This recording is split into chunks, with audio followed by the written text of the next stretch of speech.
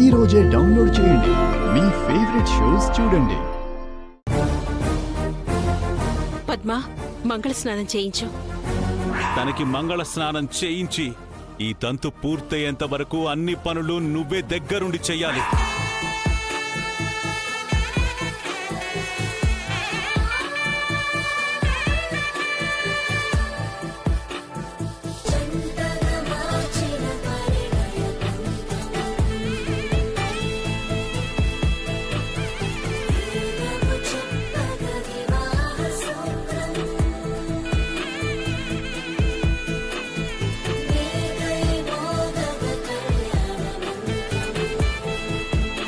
మిగతా పెద్దవాళ్ళ వద్ద ఆశీర్వాదం తీసుకోండి. శతమానం భవతి శతాయ పురుష శతేంద్రియ ఆయుషేవేంద్రియే ప్రతిష్టతి.